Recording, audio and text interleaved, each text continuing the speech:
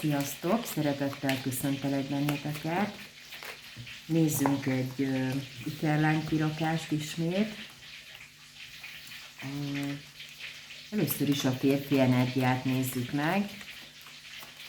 Párkapcsolati vagy lélektárs kivetés, ki ahogyan érzi, kinek ahogyan jobban az életére rá passzol. Hírt várt volna felőletek, és ez miatt hát az önbizalma is egy kicsit leesett neki, vagy visszáfogta magát, és szomorúság is megjelent a gondolataiban, vagy hát ez az érzés uralja most legfőképpen. Még egy lapot találok, leesett. Igen, megfordult még az is a fejében, ugye, hogyha valamiről nincs tudomásunk, vagy nem tudunk valamit, ugye akkor automatikusan beindul a kis ördög, hogy esetleg nincs a másiknak valakilyen. Na, akkor lássuk a hölgyeményt. Ő hogyan gondol a párjára.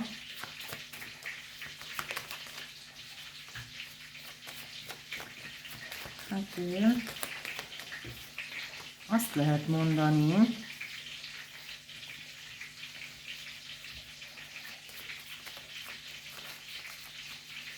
hogy ő meg nem merte megtenni ezt az üzenetet, itt van a tolvajság is, tehát ő szintén ott volt benne a félelem, és egy ilyen merevséget érzek, tehát hogy szeretett volna írni a szíve szerint, de mivel a fejére hallgat jobbára, tehát a feje döntötte el, hogy nem, ebből úgyse lesz semmi, ez elhessegette tőle a saját magától a gondolatot is, hogy felvegye a lélektársával, vagy hát a párjával a kapcsolatot. Jó? Na, lássuk, hogyan érez ez a férfi energia. Jött az állandóság kártyája. Ő szinte tudja azt, hogy az égben köttetett ez a kapcsolat, ugye akiknek ez a kivetés szól, és nagyon-nagyon gazdag, tehát lelkiekben, még a házasság alapja, tehát nagyon odáig van a hölgyért, jó? Nagyon a szívében hordja, és nagyon komoly szándékai vannak ennek a férfi energiának, akinek ez a kivetés szól, hozzáteszem. Itt a hölgy részéről kijön egy ilyen megbántottság érzése, megbántódottság érzése. Tehát amikor, mintha egy kicsi bosszút is érzek itt, hogy azért nem írt, pedig ő is aztán éppen úgy érzi ezt a kapcsolódást, és hát majdnem úgy néz ki, hogy ő várja a férfi energiától, hogy kezdeményezzen. Vagy béküljön kinek, ahogy rezonál, tehát hogy inkább a hölgy várja. Most azt kérdeztem, az összes lap fordítva volt, azt kérdeztem, hogy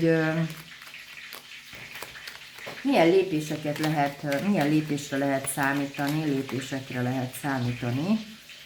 a férfi részéről. Ugye ő szeretné nagyon a hölgy párját, tele van ambícióval, hogy így mondjam, tüzességgel, lelkesedéssel, szeretettel, viszont itt még titokban vannak a dolgok, és mivel a fejében megfordult az, hogy esetleg a hölgynek lett valakije időközben, ezért az álmatlan éjszakák is itt vannak, és hátulról így sunyiban figyelgeti az eseményeket. Jó, lássuk a női. Mire lehet számítani tőle? Hát megjött a nagy ászkártyája, egy stabil kapcsolatot, itt van a tüzesség, tehát itt lehet, hogy már testiségről is volt szó, akinek ez a küldetést szól. Ugyanakkor fukarkodik az egész dolgot kimutatni, ugyanaz jött ki, viszont egy szerencsés fordulatot megvárja. Tehát lássuk, mondjuk az elkövetkező 1-2 hétben mire lehet számítani a közös a kapcsolatot illetően. Kijött az érmék királynője, ami, érmék királya, kelyhek királya, bocsánat. A kelyhek királya, lesz itt kezdeményezés, nagyon szép, lesz itt kezdeményezés valaki, akinek mondom még egyszer, akinek ez a kivetés szól. Nagyon szépen köszönöm, ha lájkoljátok, ugye ezzel terjednek egy kicsit a videóim, többször felhozza a YouTube. Akkor még mit nézzünk? Még egy szívecskés kártyát.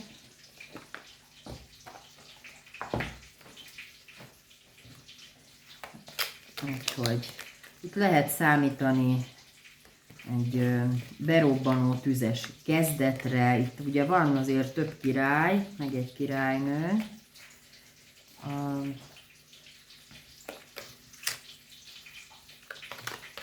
Nem akar egy se jönni. Aki személyes vetést szeretne, őt megtalál a Facebook csoportomon keresztül. Ugyanez a neve, mint itt a YouTube-on. Itt van, tessék, mondtam, abwarten, hogy ki kell várni a dolgokat, mindent a saját maga lefolyásában hagyni és kivárni. Így van. És isteni időzítést, csatlakozást. Minden a megfelelő időben fog jönni. Szuper, nagyon jó. Úgyhogy, ha tetszett a kivetés, kérlek lájkoljátok, és iratkozzatok fel a Facebook csoportomra és ide a YouTube csatornámra is, jó? Köszönöm, hogy velem voltatok, sziasztok, szép hétvégét kívánok!